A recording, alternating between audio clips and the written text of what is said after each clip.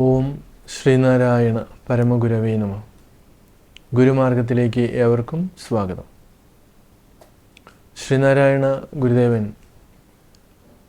രചിച്ച ആത്മോപദേശ ശതകത്തിലെ 47-ാമത്തെ ശ്ലോകത്തിലേക്കാണ് നമ്മൾ എത്തിച്ചേർന്നിരിക്കുന്നത്. സാമാന്യമായിട്ടുള്ള ചില പരിചയപ്പെടുത്തലുകൾ, ഇതിലേക്കുള്ള ഒരു പ്രവേശിക എന്നുള്ള രീതിയിലാണ് നമ്മൾ ഇതിനെ പരിചയപ്പെടുത്തുന്നത്.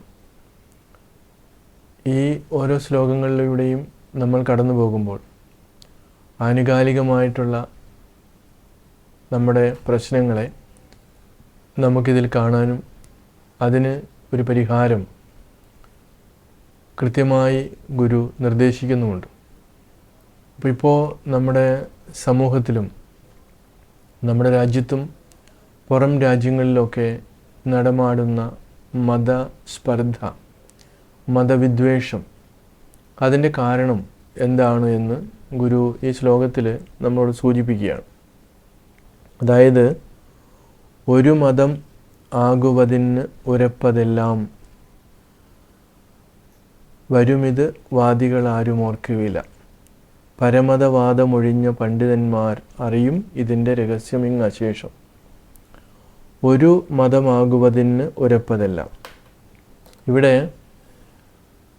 ഓരോ വിശ്വാസിയും അവിശ്വാസിയും വിചാരിക്കുന്നത് എല്ലാവരും ഒരു മതത്തിലേക്ക് വരണം. അങ്ങനെ ആണ് ഓരോരുത്തരും ഇവിടെ വിചാരിച്ച് ചിന്തിച്ച് പ്രവർത്തിച്ചു കൊണ്ടിരിക്കുന്നത്. എല്ലാവരും ഇത് തന്നെ ചിന്തിക്കുന്നു എന്ന് ഗുരു പറയുകയാണ്.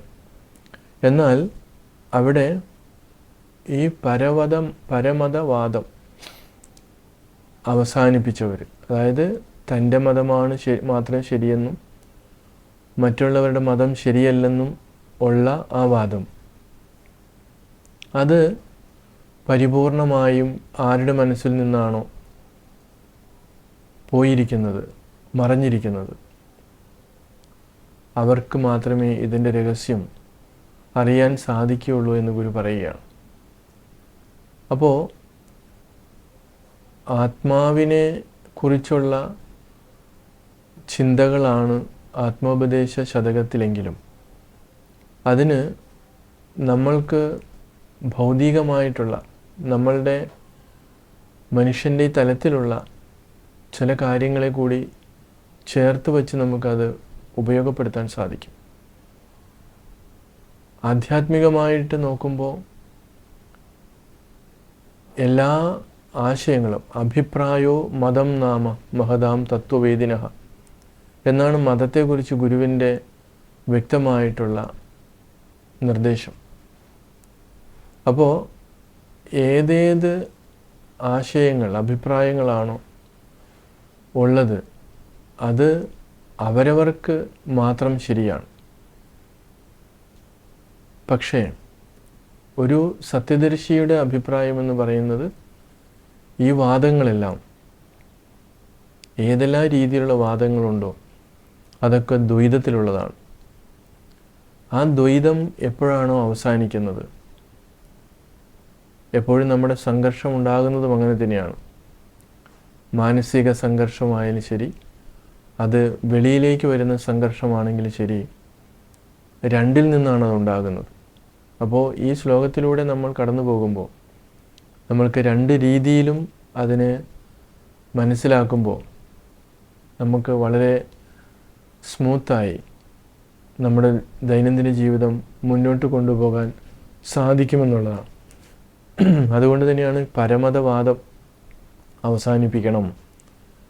ഇപ്പം നമ്മളുടെ വീട്ടിൽ തന്നെയാണെങ്കിലും അച്ഛനും അമ്മയും മക്കളും ഇവർക്ക് വിവിധങ്ങളായിട്ടുള്ള അഭിപ്രായങ്ങളുണ്ടാവും.